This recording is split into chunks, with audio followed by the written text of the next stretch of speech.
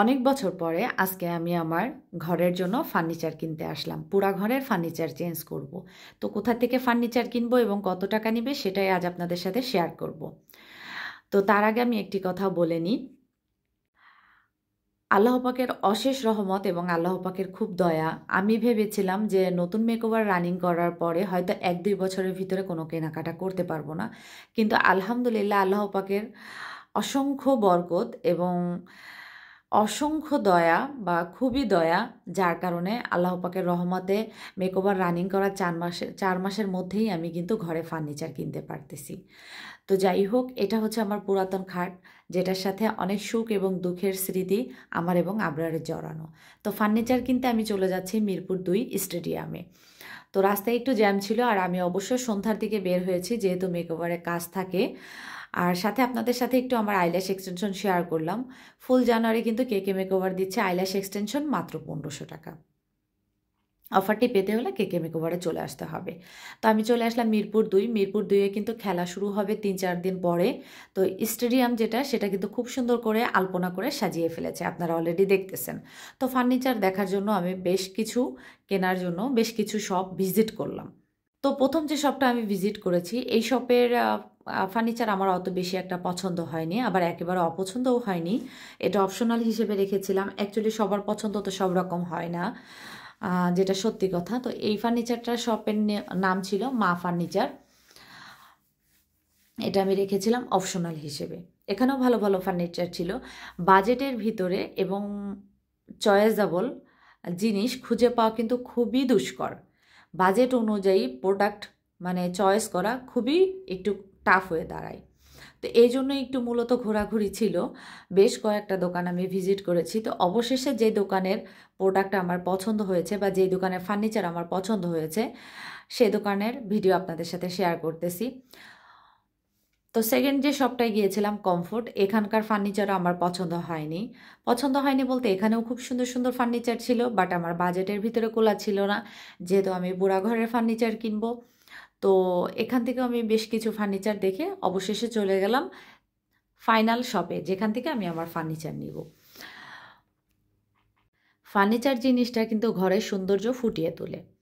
সবার অভিরুচি এবং সবার বাজেট কিন্তু এক হয় না, আমি বারবার বলে নিচ্ছি। আপনারা আবার কমেন্ট বক্সে এসে কমেন্ট করবেন, হ্যাঁ আপনারা এমন কি পছন্দ যে পছন্দ হয়নি। তো ফাইনালি আমি আখন্দ যে ফার্নিচার শপটা, এই ফার্নিচার শপটার থেকে ফার্নিচার নিয়েছি। তো এই যে খাটটা দেখতেছেন, এটা আমি নিয়েছি আবরারের রুমের জন্য। এটা 5x6, আর এই লাক্সারি রাজকীয় খাটটা নিয়েছে আমার বেডরুমের জন্য, যেটা 6x7। তো দুইটা খাটের সাথে কিন্তু আমি নিয়েছি দুইটা ম্যাট্রিক্স আমার যে প্রাইস পড়েছে সেটাও আমি আপনাদের সাথে শেয়ার করব। তো পুরো ঘরের যে ফার্নিচার নিয়েছি সেই ফার্নিচারের ভিডিও আজকে আমি আপনাদের সাথে শেয়ার করতে পারবো না, কারণ ওনারা আমাকে সব ফার্নিচার একসাথে ডেলিভারি দেয়নি। এই যে ভাইয়াটাকে দেখলেন, উনি হচ্ছে শপের অনার। তো উনি যখন শুনেছে আমি ব্লগার, তখন উনি ওনার ভিজিটিং কার্ড আমাকে দিয়েছে। আর দুইটা খাটের জন্য দুইটা ম্যাট্রিক্স নিয়েছে 10,000 টাকা, এবং খাট দুইটার প্রাইস টোটাল মিলে পড়েছে 80,000 টাকা, এবং ভ্যান ভাড়া আলাদা চার্জ করা হয়েছে, এবং মিস্ত্রি খরচও আলাদা চার্জ করা হয়েছে। তো অবশেষে আমার ফার্নিচার নেওয়া হয়ে গেছে, আমি এখন ফাইনালি বিল করব।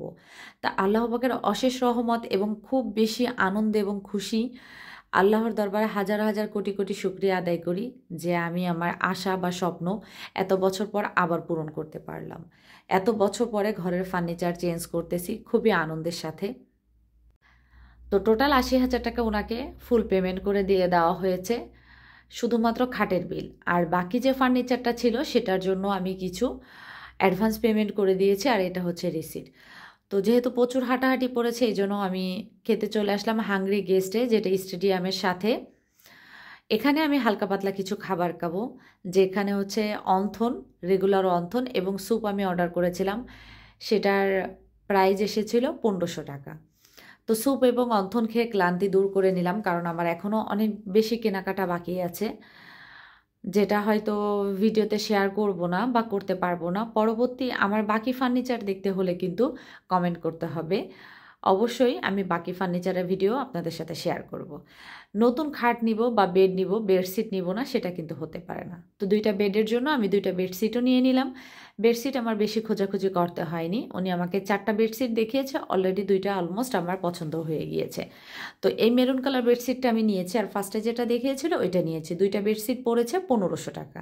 তো অলরেডি বাসায় খাট এবং ম্যাট্রিক্স চলে এসেছে, পুরাতন খাট খুলে ফেলতেছে এবং নতুন খাট কিন্তু জয়েন্ট দিয়ে দিচ্ছে।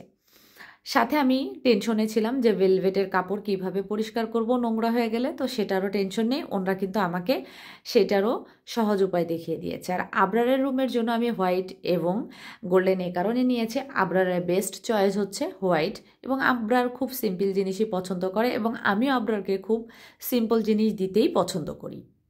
ভেলভেটের কাপড় কিভাবে পরিষ্কার করতে হয় ওরা আমাকে দেখিয়ে দিচ্ছে। একদম হালকা করে হুইল পাউডার দিয়ে ভিজিয়ে ডলা দিব এবং একদম 100% ড্রাই কাপড় দিয়ে এটা মোছা দিব। সাথে খাট ফিটিং হয়ে গিয়েছে, অপর সাইডে কিন্তু খাট ক্লিনও চলছে, যেটা আমাকে শিখিয়ে দিচ্ছে বা বুঝিয়ে দিচ্ছে। তো এই খাটের ম্যাট্রিক্স যেটা সেটা এখন ফিট করবে। আমি 2টা খাটের একই কালার ম্যাট্রিক্স নিয়েছি এবং ম্যাট্রিক্সের পলিগুলি আমি খুলি নাই, যাতে নোংরা না হয়ে যায় বা খুলে না যায়।